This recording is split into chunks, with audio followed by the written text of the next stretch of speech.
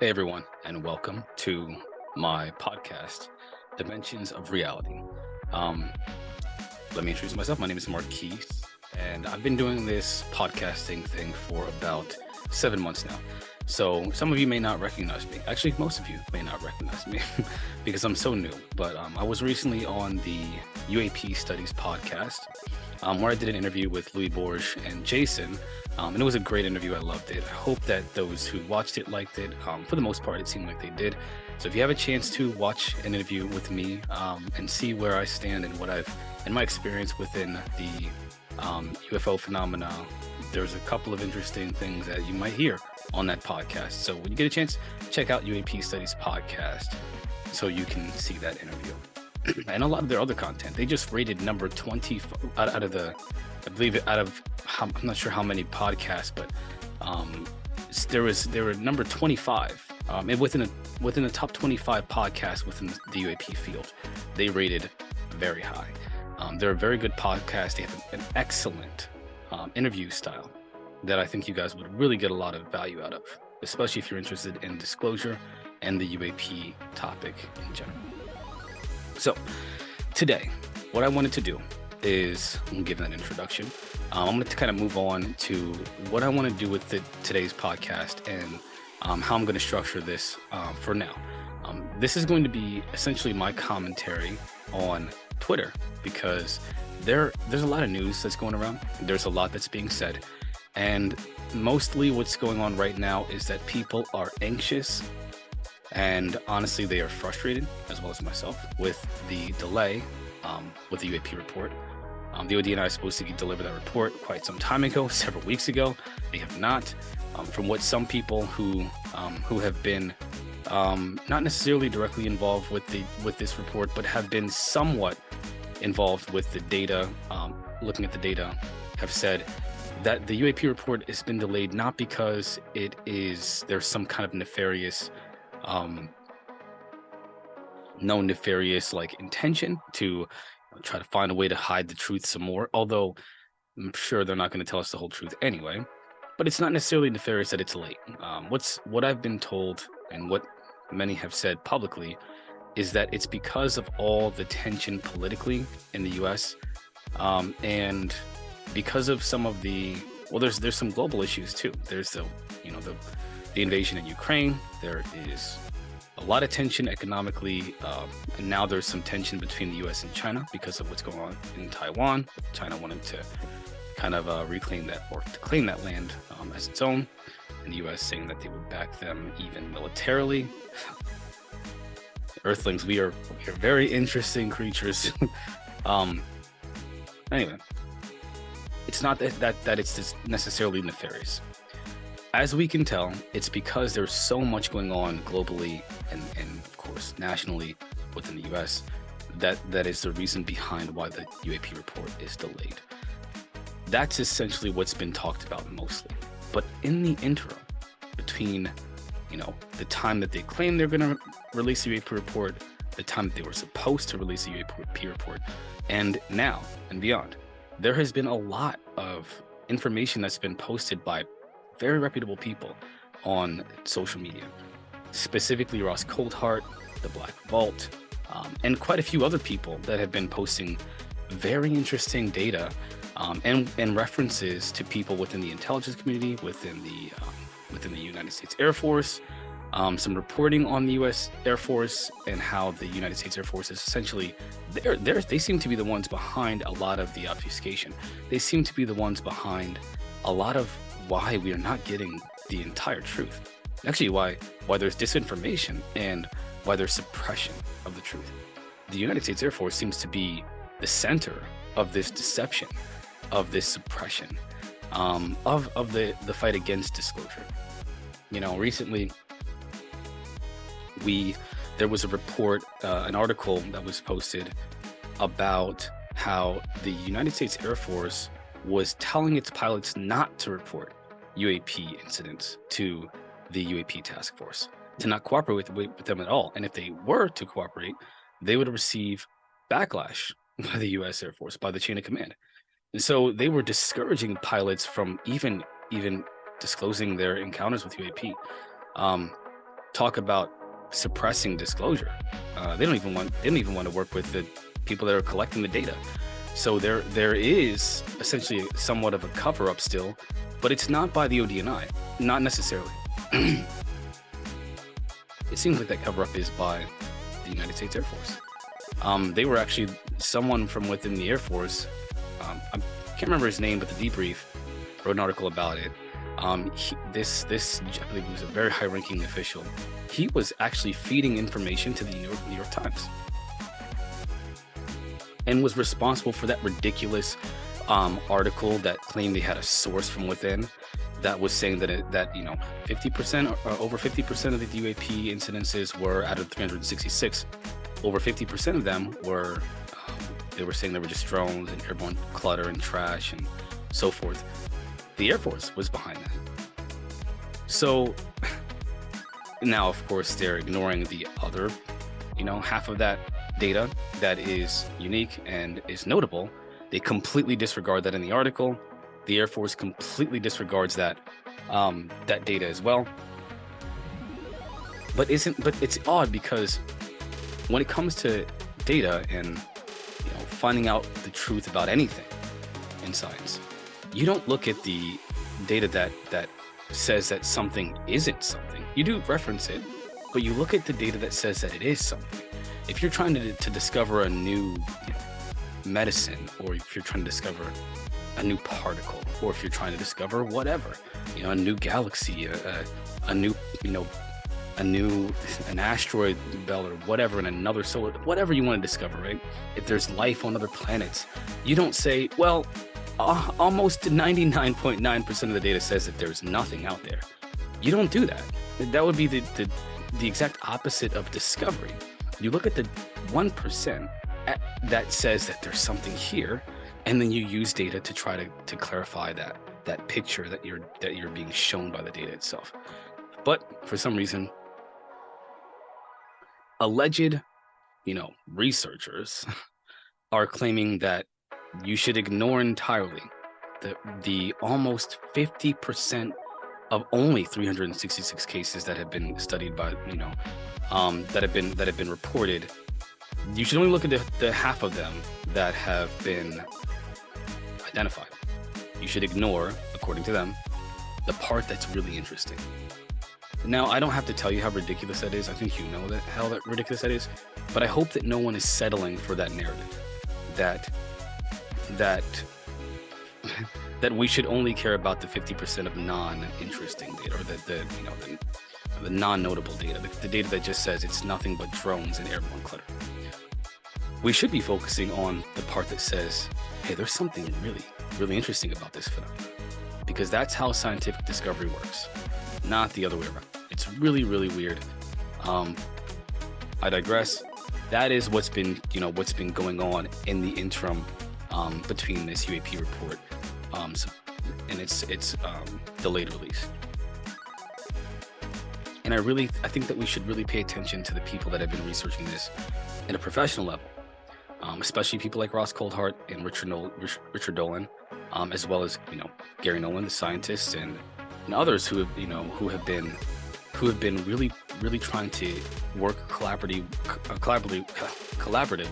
with the government and with these data collection agencies who are trying to find out what this phenomenon is. These people have been releasing other information that's not directly related to the UAP task force and its data, or the report by the ODNI. It's actually been they've been releasing data information about people from the intelligence community, pilots who have been coming out and talking more about their experiences. And instead of attacking the pilots and asking them what time did they, get up and eat, what exactly they eat for breakfast, and how many bowel movements they had a day, they actually respect their testimony. Because bickering over the metadata of someone's, the specificity of somebody's, their life and all this other stuff, it's ridiculous. And it's literally pushing people who have some very interesting experiences to tell from an official perspective, from a qualified observer perspective. They're scaring those people away. So please, we need to really support these people, and we need to really take a look at their stories and respect that they're coming out, because if you're an experiencer, you know that that it's really difficult to come out and talk about your experience, because you tell someone, I was laying in bed, I woke up in the middle of the night, there was a bright light in my bedroom, and several beings came out and spoke inside of my head. Now, what in anyone's experience tells them that that's even real? It's a hallucination, they would say. And if you're brave enough, you have the courage to come out and talk about it. I think that especially if you believe in disclosure, if you believe in the phenomena, you shouldn't be criticizing those people. What time did you wake up? Tell me exactly what time you woke up. What size were they? How do you know they were real? How do you know you weren't sleeping? Do you really know? Like, that's not how you treat someone who's come out and had an experience and is talking about it publicly. They're already afraid to talk about it. All that does is it pushes people further and further to the fringes, where they'll never speak because of how they're being treated in the public view. We should be respecting them, especially pilots who are putting their careers on the line. At one point, they would be putting their lives on the line for speaking about this phenomenon and their experiences. Well, now they're putting their career on the line and their social status, because they're being criticized by people within the UFO community who have influence. And that's not right. It's not okay. It's not right. And it is not going to push hell with disclosure. So we're going to take a look at what some of these people, credible people, who've been researching in the field, and people that are really have been involved with the field for quite some time. And we're going to just take a look at the Twitter posts, the train of thought, just to spur the moment, things that they're just coming up with, because I think it's extremely interesting and worth talking about. So let's get started. Let me go ahead and mirror my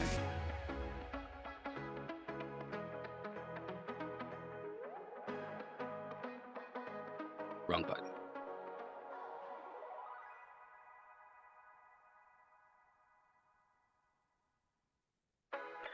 It's the really interesting thing about what I was just saying about how, people they're essentially suppressing a lot of the whistleblowers that are coming out and scaring them away. I think that I feel like, being new to the topic and being new to the content creation, I feel like it's strange that someone who claims to be an advocate for disclosure would go out of their way to try and scare people who are willing to come out and talk about their experiences, when they're already afraid to talk about it to somebody they know, somebody close to them. They're coming out and talking about it in public for the purpose of disclosure. I think we really need to be more respectful about these people and their testimony. So let's take a look right here. Hopefully I'm not violating terms of service or any kind of copyright issues, or violating any kind of policy with sharing content that's not mine. It's Twitter, it's public, it's everywhere. I mean, hopefully I'm not doing that. So let's just go ahead and look at this. So let's take a look at what some people are saying on Twitter right now. All right, here. I'm going to share my screen with you. Go ahead here, and we're going to take a look at Twitter. So there's a lot that's look here. Project Unity. Oh my, I love Project Unity's content on UAPs. This Project Unity has to me is a new content creator to me. Not that he hasn't been around for longer. I just become aware of him, and I am grateful that I come across his content. Let's take a look at this tweet. Found a fascinating paper on the Defense Technical Information Center, DTIC, authored by Lieutenant Colonel Dolan McKelvey, all about psychic phenomena, the legitimacy of which he seems quite convinced about. There's a full PDF about this, which I'm not sure. I hope you can see this pop up here. The impact that psychotronic weaponry and other paranormal applications will have in the future is difficult to determine at this time. Whoever makes the first major breakthrough in this field will have a quantum leap over his opponent, an advantage similar to solo possession of nuclear weapons. The intent here is to emphasize the need for more coordinated research in the realm of the paranormal. Listen to that. Additionally, there is a need to provide leaders at all levels with a basic understanding of weapon systems they may encounter in the not too distant future. Now, talk about it. Let's hopefully I'm gonna like this, and I'm going to retweet. So if you are if you follow me on Twitter, and on Twitter I am Dimensions OR, because somebody out there apparently has that username, my Dimensions of Reality username. So Dimensions OR is where I am. You can find that on my Twitter, or you can go directly to Project Unity's and find it on Project Unity's Twitter. That is read the entire PDF if you have a chance to, because that talks about from an official point of view, the government is interested and has been interested in, specifically the military, psychic phenomena. And I don't want to get into whether or not what psychic phenomena represents from a religious perspective or from any kind of philosophical perspective, but there is a phenomena involved with this so-called psychic abilities, and the government has been involved with using and investigating that phenomena officially. Remote viewing has been used by the military for decades. It's just that, from what I understand and from what I've read, they can't necessarily use remote viewing data as actionable intelligence, because it doesn't have enough corroborating evidence to specifically verify its validity. They can't say, well, we had someone who remote viewed a facility in China where they're developing nuclear arms in preparation for a war with the US. They can't do that, because the source is the mind of the remote viewer. And that's not a very credible source to have actionable intelligence that could possibly lead to a war with another country. So they stopped using that data publicly, because of it not being necessarily credible, actionable intelligence. Not that they don't use it, or they haven't used it still, but they don't talk about it publicly as much anymore. But now, again, in the interim, we have people like Project Unity releasing they're finding these documents and these articles and this data that is talking about the US military not only investigating the psychic phenomena, but validating that there's something to it, and it's associated with technology interface, which some people believe, not just people, just like me, people within the military and the intelligence community believe this phenomena is associated with psychic and technological interface, interfacing with the mind, interfacing with the extrasensory perception and abilities, in order for them to fly this craft that we see in the sky doing things that are just beyond our understanding. They're breaking the laws of physics. It is most likely, from what the military says, psychic phenomena, associated with psychic phenomena. So that's one thing. Let's continue on. Thomas Thompson. Thomas Thompson is another person who I follow for a lot of their content as well. I really like their content. Hopefully we come up and we see some stuff from him coming up. Post-disclosure world. I also really like post-disclosure world.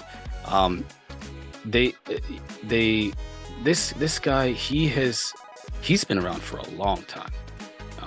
3 years is what I've known of him, but he's been around for a while, and his passion when he talks about the phenomena is what I really like, and what really brought me and drew me to his content. When I first saw a video of his when he talked about Louis Elizondo, the passion that he spoke with is what really, really got me. He's not necessarily like a Richard Dolan or a Ross Coulthart. He is, he's like me. When I think about it, he's somebody who's really interested in the phenomenon, wants disclosure, wants to understand what's going on, and he is passionate. Watch his videos, because I'm telling you, not only will you get a kick out of it, he posted something about a week or so ago where he said, "Where is the data, baby?" and again, if you follow his content, if you look at his videos, you'll understand why it's funny. Because where's the data? Show us the data. And he really shows his passion for this phenomenon and disclosure in his content. Now, he says, "I think an underrated reality that doesn't get nearly the attention it deserves is the US government could, if they wanted to, completely squash the narrative that UFOs might not only be beyond next generation, but of non-human origin as well. They haven't at all, remotely." Now, what that means to me is that, and I agree with that. If the US government wanted to say, "Hold on, guys, you think it's a non-human intelligence? It's not. We've got the data. We've got the classified data." It's not that. Definitively, unequivocally, without question, it is not aliens. It is not, interdimensional beings. It's none of that. It's just airborne clutter and drones, probably Chinese drones. What they are saying is that we don't know what some of these are. We can't rule out whether it's a non-human intelligence. And what many are saying, not just from the ODNI, not from the Pentagon, because the two people from the Pentagon claimed that they put up that one video of a half of a millisecond of a craft just kind of zipping by a pilot's window with his recorded from his iPhone camera. Please, just I'm gonna take this without getting upset. That's ridiculous. I mean, honestly, they talk about gaslighting, manipulating the reality that we see. They provide one small clip, and then they don't say it's not. We believe that's a drone, and that is a story they've stuck to since the first report about essentially all of the data that we have been publicly exposed to. That it's just drones. That it is not anything that is extraordinary. That it's just mundane. It's just either drones or airborne clutter. They have taken the videos like the gimbal and the go fast and those videos that were recorded by their military equipment, the updated military equipment, as well as the multiple corroborating pilot testimonies, and said that what these people were seeing was a glare. I don't know about you, but I don't know if it's possible for a glare to be able to be in the same position, maneuvering in the exact same way from multiple different vantage points, with the sun reflecting off of each person's reflective equipment, and then they can all corroborate their testimony. That, along with radar. So even the radar somehow which uses a completely different observation method, not human eye, not possible for it to be reflected off of a window shield from the outside through the window shield from the perspective of the pilot on the inside, and then it's maneuvered. It's radar, as well as other data, other observation methods that they can't disclose to us. Come on. Object goes from, what was it? I don't know how many thousands of feet in the air, right? To 50 feet above sea level in less than 0.7 seconds. And they want to tell us that all the people that saw that, all the observation methods that they used with military equipment that recorded that data, it was all just a mistake. They didn't really see what they saw. The only people who are dumb enough to believe that are either willfully ignorant, or they don't want to believe their own eyes, because it would mean that there is more to this reality and our experience, and we're not the only ones. And guess what? We ain't the big dogs. We're not the big kid on the block. As a matter of fact, we are the least big kids on the block. We're the little kids. We're the twerps. Almost literally, galactically, we are the twerps of this reality. And they would have to admit that. People who I guess if they're genuine and they genuinely believe that what's being recorded in the data that's been publicly released is just illusions and misperceptions and glitches in equipment. You know, I don't know how much needs to come out for those people to stop with this ridiculous narrative, but to me, it makes more sense that they are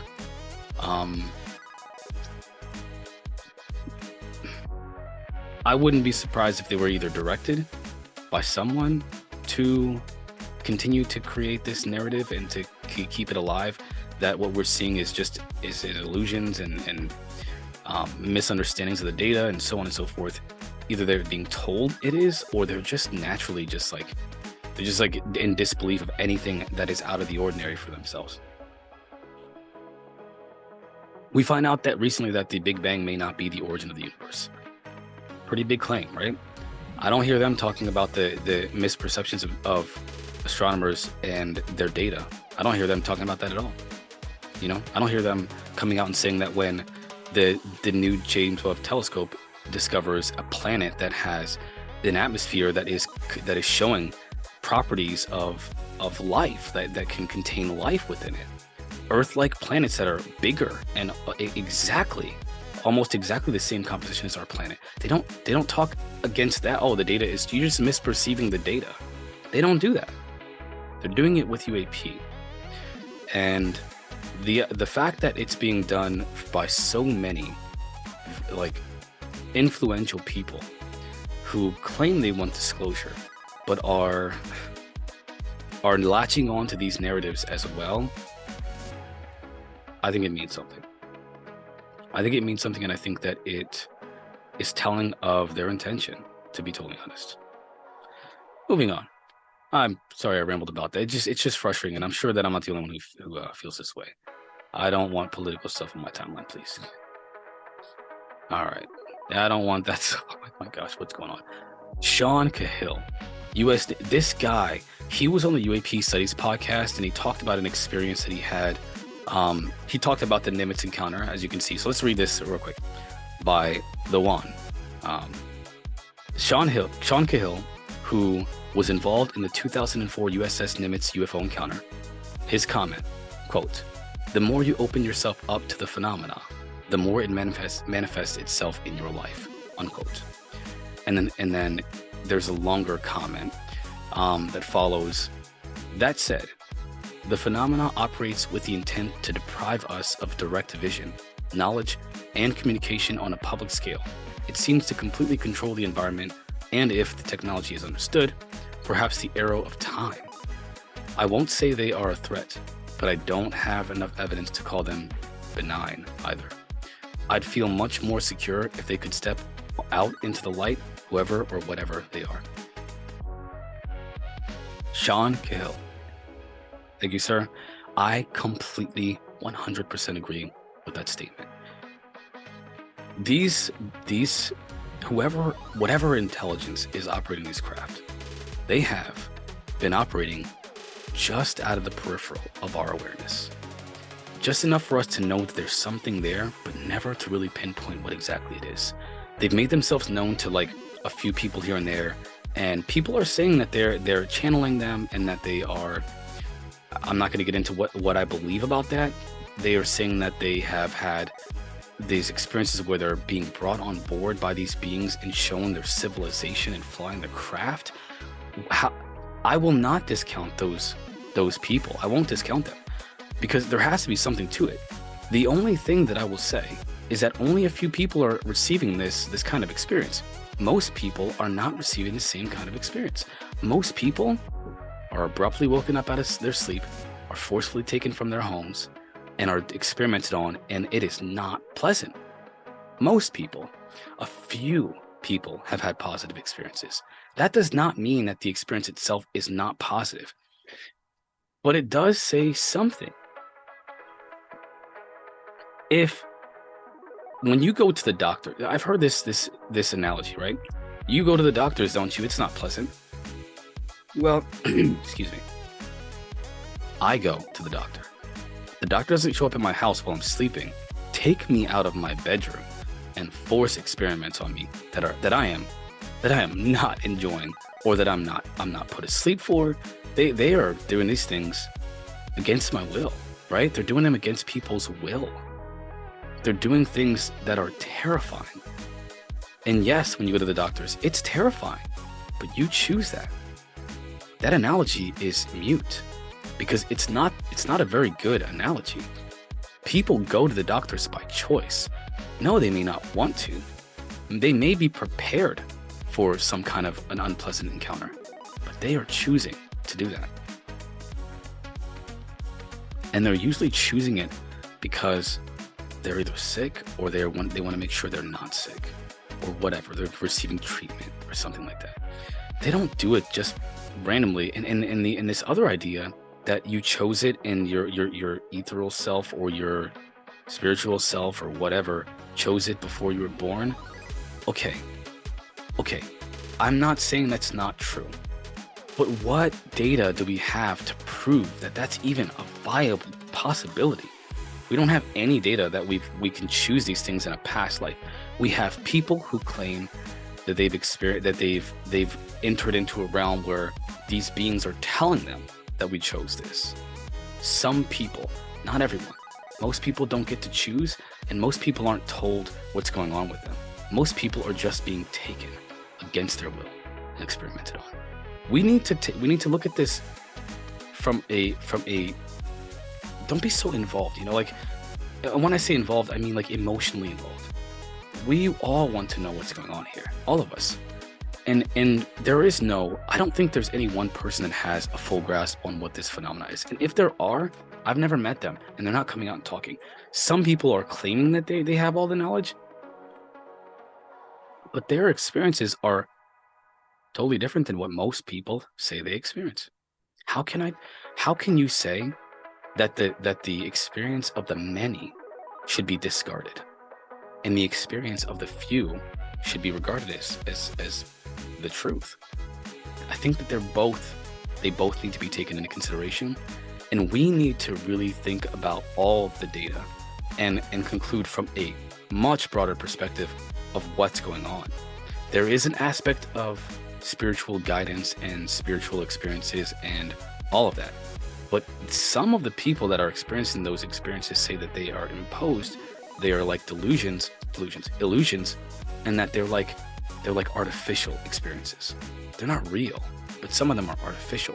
Not all of them, but some people are, which means we need to take those people's accounts seriously as well. We need to respect that experience, take it seriously, and we need to consider that there may not be an all benevolent side, and there may not be an all malevolent side. It may be neither benevolent or malevolent. It may just be what it is. Maybe there's indifference.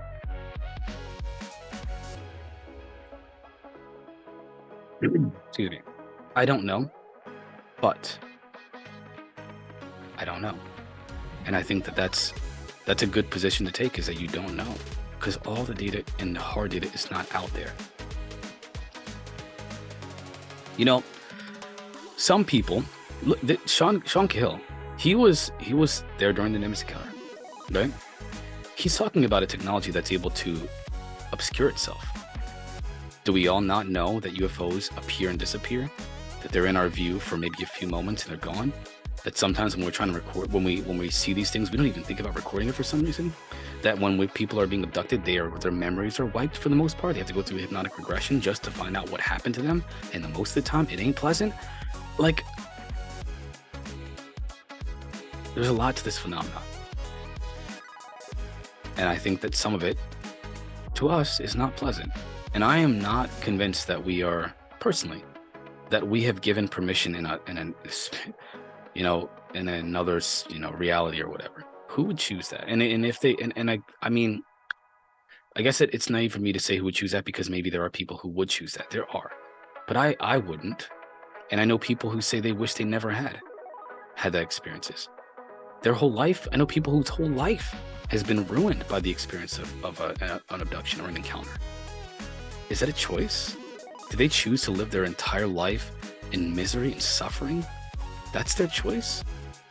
what purpose? It doesn't seem like a very um it doesn't seem like a very logical thing to believe without hard proof. And when you have an experience about something, if I said that I saw a fairy fly across my computer screen one time, if I said, oh man, I swear I saw a fairy once, and I look online and there's like a website that has like fairies as their like their main talking about historical fairy figures and who've seen fairy.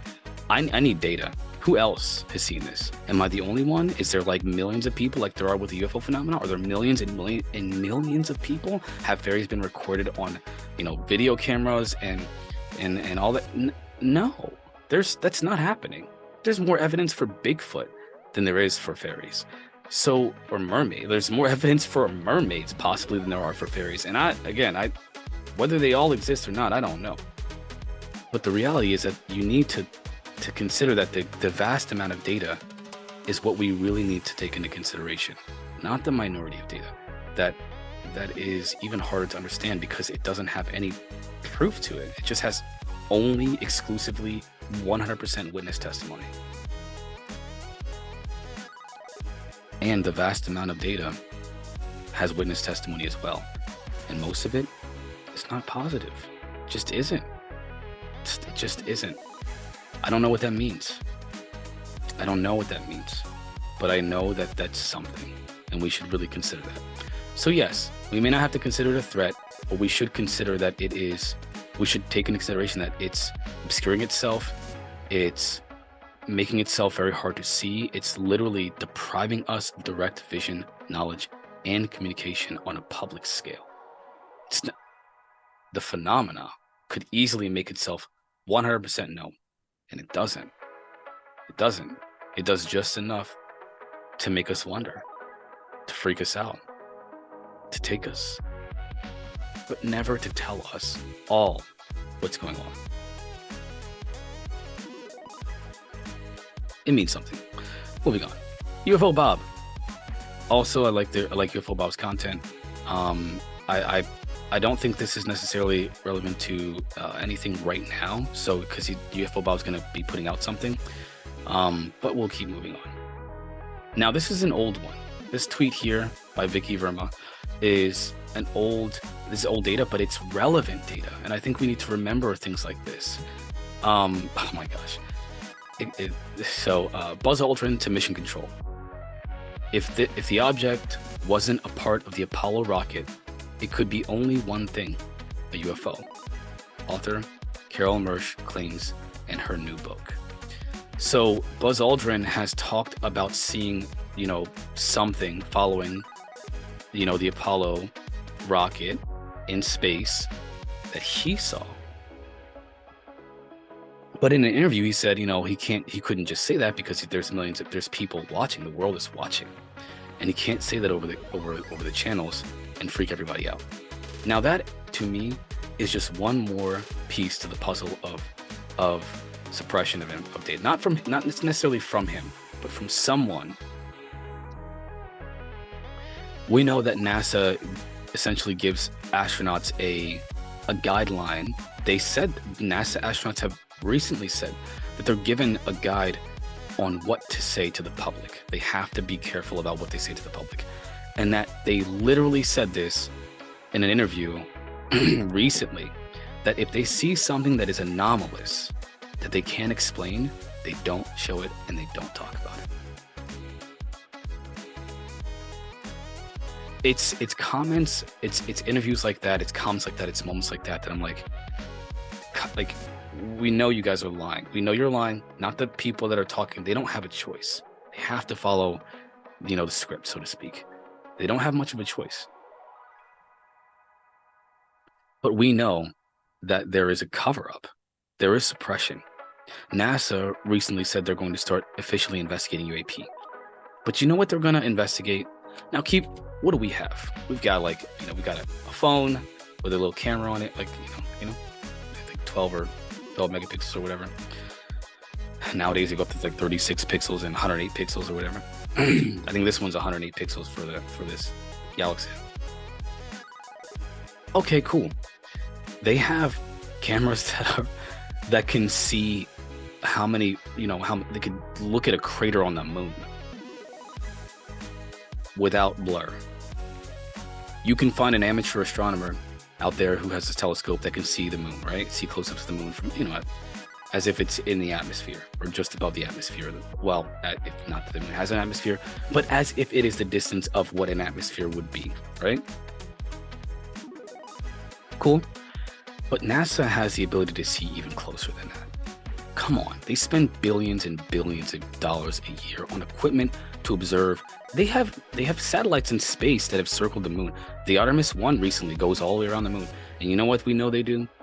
We know, because they've publicly stated this, astronauts have publicly stated this, that they literally do not show data, including pictures and videos, of anything anomalous. They will not. We know that when NASA is recording live and they do catch something anomalous, well, magically the feed just cuts. The Artemis 1 went dark for like 48 minutes when it went around the moon. It went dark for 48 minutes, lost communication. Nothing is, listen, I get it.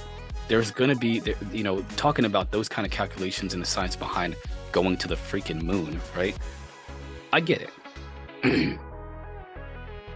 But it is ironic that every time we've seen something that is anomalous, a craft, literal craft, or objects in space recorded by NASA, feed cuts, or the video camera just like turns away from the object so they can't see it.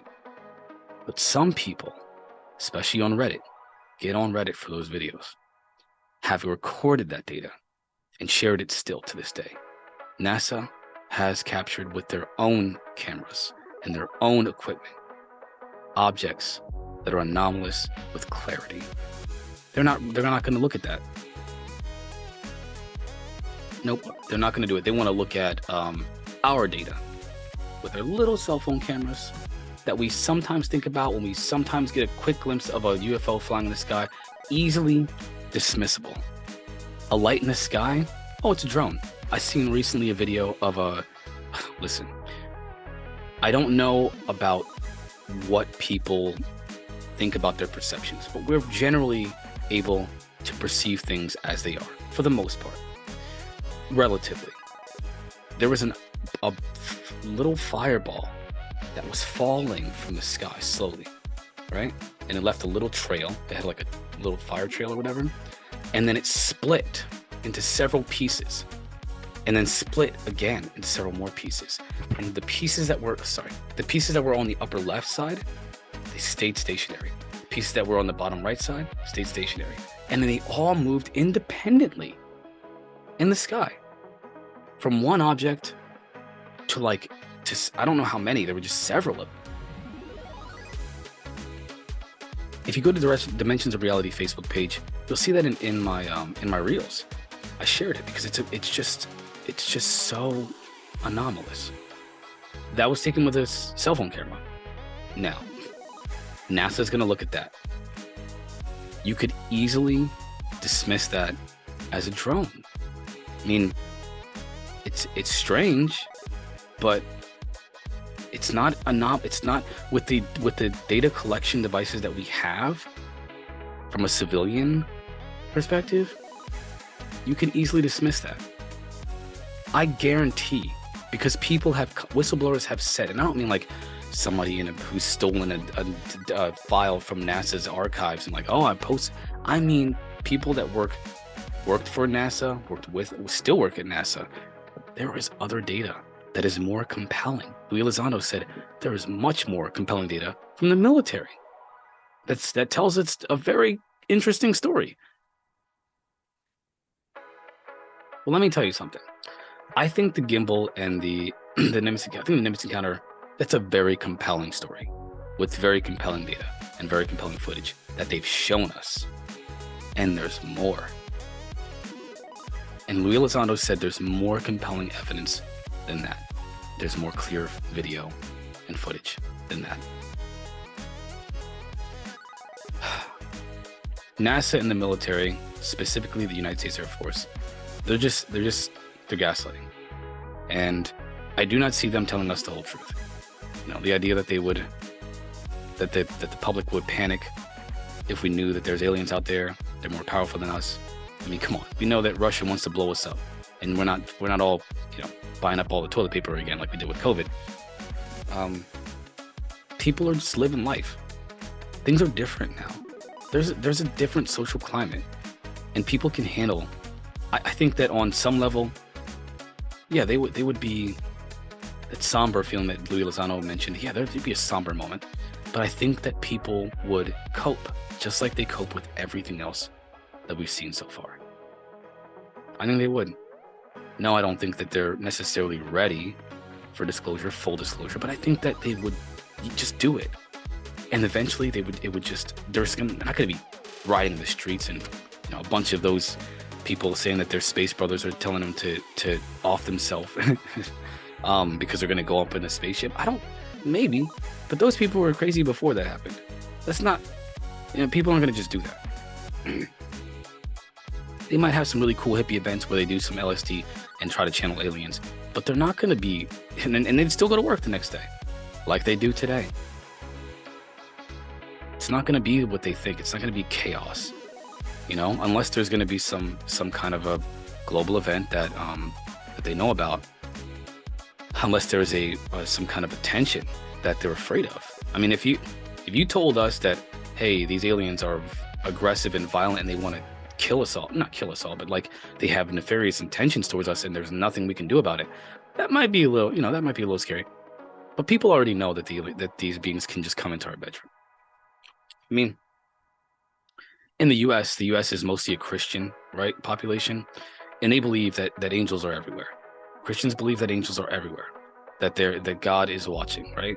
And they're not like, oh no, the angels are watching us, and they believe there's a hell, right? And if you do something wrong, you're gonna go there.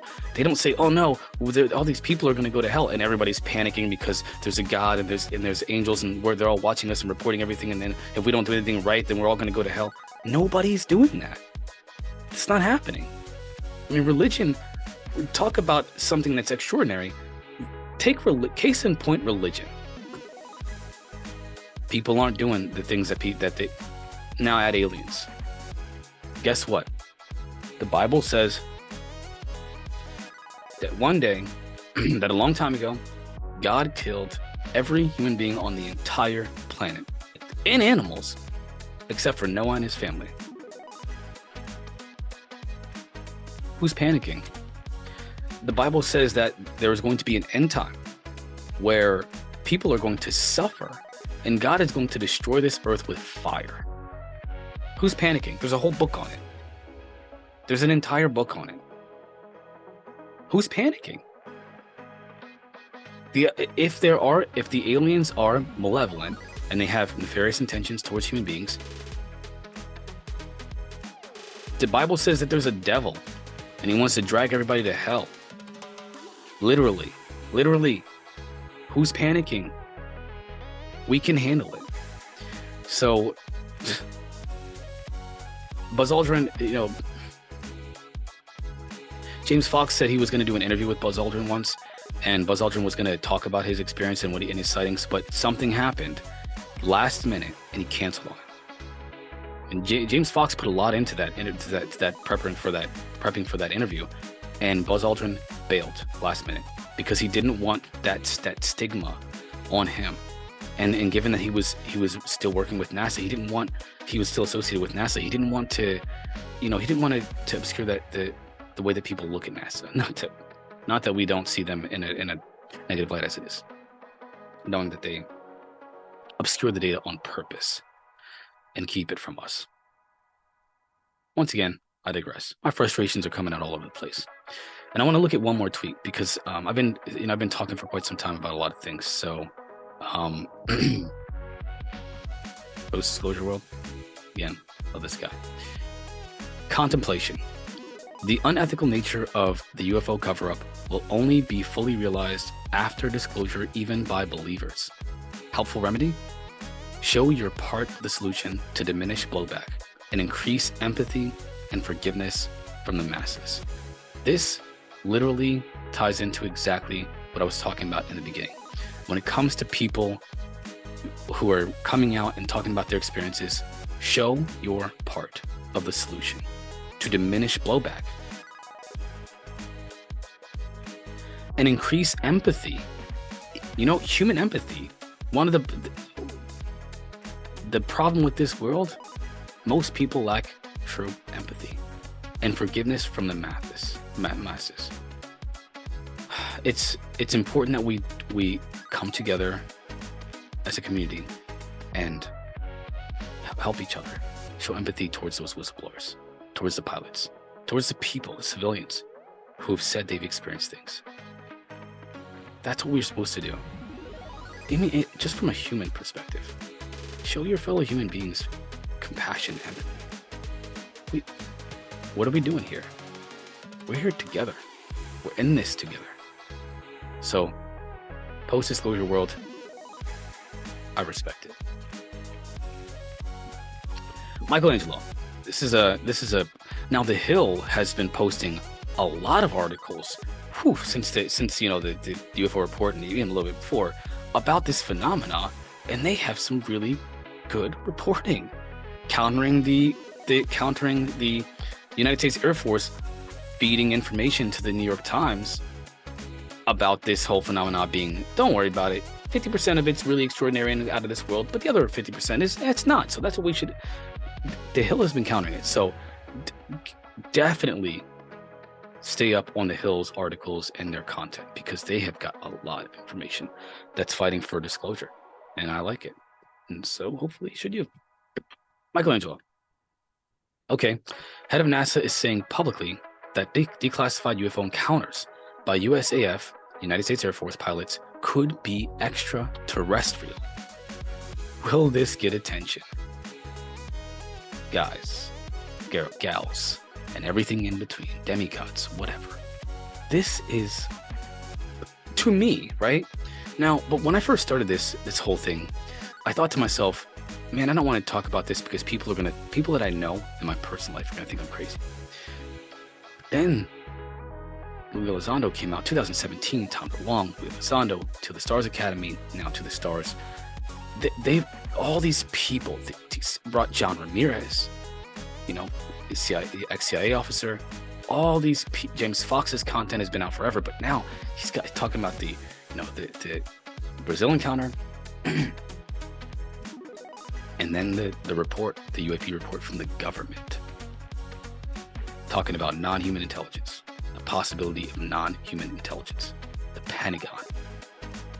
Pentagon talking about it. All right, it's time. To me, this is big. Bill Nelson. Not that it's not as, shouldn't be taken seriously, but not a farmer somewhere in, the middle of nowhere who has no relative, like just a single guy doing a farm by himself and nobody talks to, and a reporter finds out that he said he's seen some aliens. This is official. This is official. The governments that rule the world, the governments that run the entire world, they're talking about it. The phenomena being possibly being non-human intelligence. Bill Nelson's giving statements that say this. I'm going to retweet this. If you follow my Twitter, you'll see it. Twitter has this new, and Facebook does this too. Read the article before you retweet it, because you don't know if it's going to say something crazy, if it's not really relevant, or if it's inaccurate. You got to be careful what you post. But I've read this article outside of this tweet, so I'm gonna retweet it. It's a lot of interesting stuff. Okay.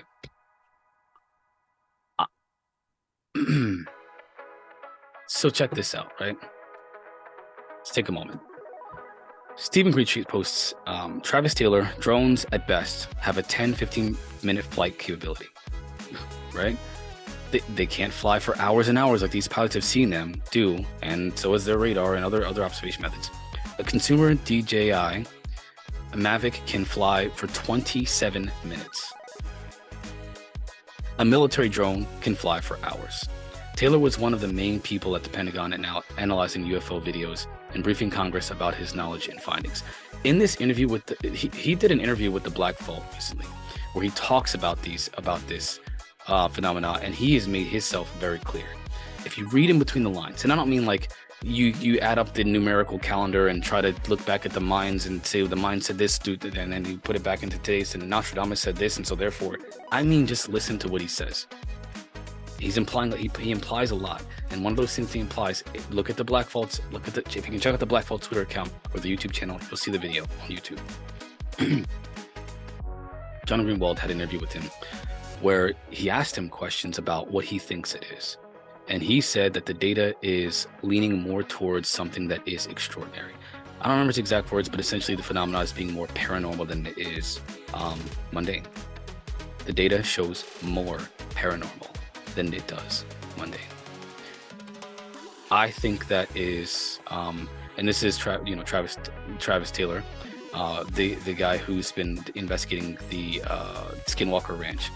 And he's got a lot of interesting things to say about Skinwalker Ranch too. And it's not really, it doesn't seem like it's a good phenomenon that we should be excited to go hang out at Skinwalker Ranch. I don't know why people want to go there, but I don't. So if you do, more power to you. You're the kind of people that will find out things that I would never find out because of it. And I think that you're brave and courageous for it.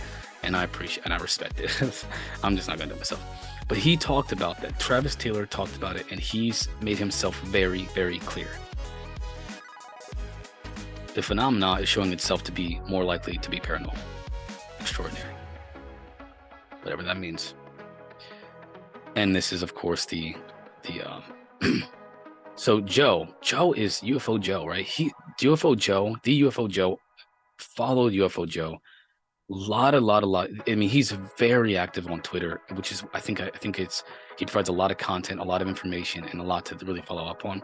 So let's listen to what he says. If I told Eric aliens were on the moon, Eric would probably believe it. You know what sucks, Travis Taylor? One, you know darn well Eric isn't allowed to do any media, so he can't respond to what you said. The Eric I know and people like Gary Nolan knows is not the person you described. There's a lot of discrepancies within the UFO community, and Joe is not afraid to say anything. I mean, Joe is, hey, they're aliens, man. They're something else. They're not. He's 100%. This is what it is. I'm not gonna falter. And my belief is they're probably something like that. Either aliens, interdimensional, time travelers, whatever. It's not just something. It's not just drones in the airboat clutter. And I'm on board with that. But he's a little more aggressive, a little bit more, I shouldn't say aggressive. He's very strong with his opinion, and I respect it a lot. I really respect Joe's perspective. I don't know Eric Davis. I don't know anything. I only know what's being talked about. And the Wilson Davis, memo or whatever, that thing is new to me. Ross Coulthart's talked about it. Ross Coulthart says it's legitimate. He believes it's legitimate.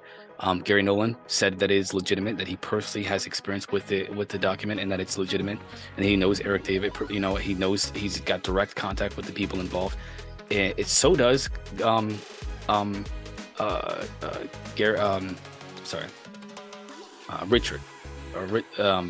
Richard Dolan.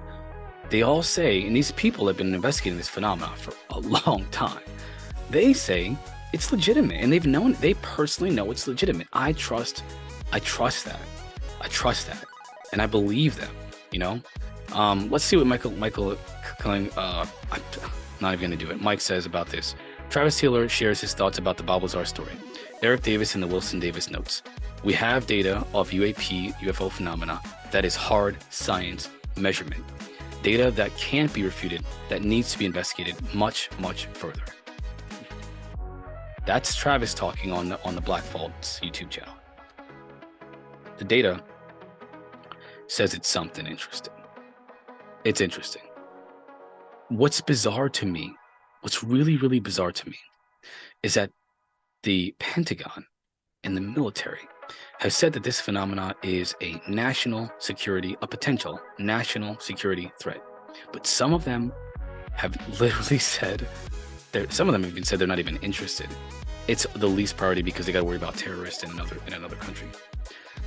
Well, I mean, if there's a phenomena that has complete control over the human mind, no matter who it is, can travel through, can go through walls, it is not obstructed by anything, that we are any of our technology that cannot be stopped by us, that can turn on our nuclear weapons, that can turn them off, that can shoot nuclear rockets out of the sky. Look, if something has that ability that we have data on, you have to be an insane person to not think that it's worth investigating. It's like, seriously, you have to be an insane person. I mean, do you really think that something that has that capability and is demonstrating it and displaying it to our military, invading protected U.S. airspace? If it were China, we would be at war. We would be at war. So the idea that they're throwing this, oh, it's probably Chinese drones. No, it's ridiculous. I won't believe that. You shouldn't believe something that stupid. And I think that we need to really take a hard stance. Take a hard stance. Respectfully, but take a hard stance, because if we just roll over, right? Let them just rub our bellies and we just wagging our tail and kicking our feet. Just let them just tickle. They're going to keep doing this. They're going to keep doing this. We need to speak out. We need to continue to speak out and say, we don't believe you. Prove it to us. Show us the data. Let us decide. We should not accept, well, here's a small, little, obfuscated part of the data that can't be truly understood. It's nothing. In what aspect of your life would you accept that as proof of anything that could be, that is considered a threat to you? If somebody tells you there's a threat and they give you like the least convincing evidence for it being a threat, are you going to just accept that? They have other data that says it's more, that they say is more, but they're not going to show that to you. They can only show you the data that's not. And we've been told by people who understand the equipment that they're not going to jeopardize national security by showing us the videos. They're not. They're not going to jeopardize pilots. They're not going to jeopardize location. They're not going to jeopardize. They could block that stuff out. They won't do it. They will not do it. They won't even show us a piece of the data that is more compelling. I think they know. I think they've seen a lot more. I think that they've seen beings that are not like us. Why do I think that? Because I dreamt about it one time? I had a vision? No, because people who've been working directly with the data say that's what's happening. People, Tom DeLonge. Listen, when I first heard about Tom DeLonge, I thought it was a joke, being into the UAP, the UFOs and aliens. I thought it was a joke. When the Hillary Clinton emails leaked, it wasn't a joke anymore. It's no longer a joke. He was talking to generals about disclosure.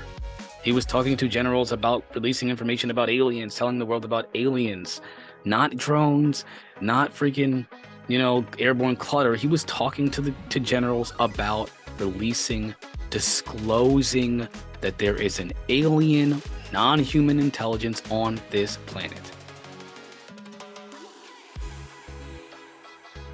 Disclosure has already happened many, many, many times. Stephen Greer in 2001 already gave us disclosure. He already did. You know why? Because he gathered a bunch of credible military and NASA. He had, I think it was Gordon Cooper who videoed in and talked about his experience, and that he knows that there's more that NASA is holding out on, and that there is something else out there that is alien or non-human intelligence. 2001. Military personnel, here are my DD-214s, I'm willing to testify in front of Congress. And then they did another meeting at the National Press Club, and I believe it was 2005 or 2006. Stephen Greer did it again, talking to members of Congress, retired members of Congress, saying that there is something to this phenomena. And here's the thing, they were giving their experience and accounts, willing to jeopardize prison time, because if you lie about what you experienced in the military, and that the government, this is what I did in the Air Force, and this is what I did in the Army, and this is what I did here, and I was stationed here, and at this time, and this date, and this stuff, they gave data. Some of them said they encountered other beings, and they put their DD-214s up to say, I will testify under oath in front of Congress. What do we need? What do you need? What do you need? People willing to risk their life, their freedom? People have done that. People have risked their freedom, their peace in life to tell us their stories. And I think we should really remember. We should remember this isn't new. The Wilson Davis document, the notes, this isn't new. It's new to me. But you know what's not new to me? The fact that from a government, military, official perspective, that the intelligence community, John Ramirez, all these people, disclosure has already happened. There are non-human intelligences on this planet operating these craft. We don't know anything about these craft. We don't know how they work. We don't know how they operate. We don't understand it. And we can and to think that the government is making up the majority of the sightings, let's say they're like a hidden, and they're messing with their own pilots, risking their own pilots' lives.